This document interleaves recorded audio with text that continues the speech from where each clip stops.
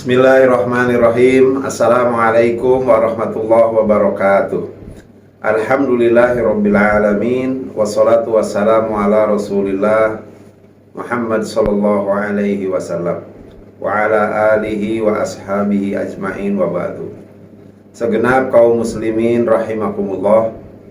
Pertama, saya mengajak bersyukur pada Allah Subhanahu wa taala setelah 2 bulan kita biasa berdoa agar kita diberikan keberkahan di bulan Rajab, diberikan keberkahan di bulan Sya'ban, dan minta dihadirkan sampai ke bulan Ramadan. Kini saatnya kita masuk ke bulan Ramadan. Tentu rasa syukur ini kita tindak lanjuti dengan semangat beramal, semangat beribadah. Yang kedua, sholawat teriring salam terlimpah ke baginda tercinta teladan hidup kita Nabi Muhammad sallallahu alaihi wasallam. Hadirin kaum muslimin rahimakumullah, bagian terpenting dari Ramadan adalah Allah Subhanahu wa taala menurunkan Al-Qur'an. Oleh karena itu, bagian dari rasa syukur kita dengan diturunkannya Al-Qur'an, maka marilah kita meningkatkan kualitas interaksi kita dengan Al-Qur'an. Saya ingin mengajak hadirin sekalian untuk bagaimana memahami Al-Qur'an dan kemudian Al-Qur'an menjadi program hidup bagi kita. Pertama, tentu sudah layak untuk kita pahami dan kita ingat bahwa makna atau definisi Al-Quran adalah kalamullah al-munazzal ala qalbi Muhammad sallallahu alaihi wasallam al-muta'abbad bitilawati. Al-Quran adalah firman Allah yang membedakan dengan bacaan yang lain. Walaupun ada firman Allah selain Al-Quran, Zabur, Taurat, dan Injil, tapi kemudian Al-Quran harus kita pahami lebih dari itu. Al-Munazzal ala qalbi Muhammad, diturunkannya kepada Nabi Muhammad SAW. Dan bedanya juga Al-Quran dengan yang lain, bacaan yang lain, adalah Al-Muta'abbad bitilawati. Siapa yang membacanya maka akan mendapatkan pahala ibadah, dan sekaligus Al-Quran sebagai pedoman hidup kita. Selanjutnya, kaum muslimin rahimakumullah, terkait dengan pentingnya kita berinteraksi dengan Al-Quran, kita harus juga memahami mana nama dan sifat dari Al-Quran. Selain Al-Quran sebagai bacaan yang merupakan firman Allah, Al-Quran juga disebut Al-Kitab, kumpulan bacaan-bacaan yang mengandung sumber pengetahuan, mengandung berbagai ketentuan. Al-Quran juga harus kita pahami sebagai Al-Furqan, yang membedakan.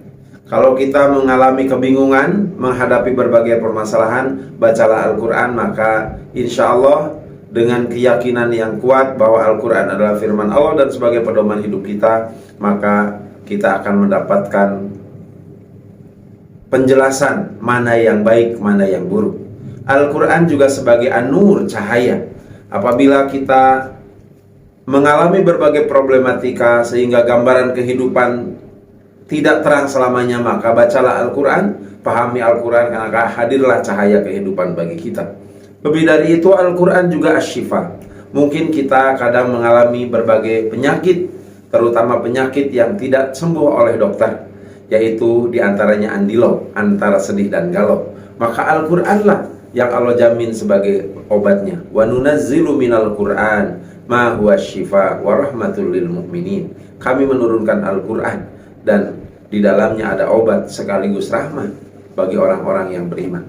Al-Quran juga Al-Mubin, dan Al-Mubin bermakna yang menjelaskan atau penjelasan, dan penjelasannya lengkap semua aspek kehidupan, tibyanan likulli syai'. Al-Quran juga Al-Huda, yang menunjukkan bahwa dengan membaca Al-Quran, dengan memahami Al-Quran, kita ditunjukkan jalan yang lurus, bukan hanya selamat dunia tapi juga selamat di akhirat. Oleh karena itu, hadirin dan kaum muslimin dimanapun berada, marilah bulan Ramadan ini kita manfaatkan, di mana Allah turunkan Al-Quran di bulan Ramadan.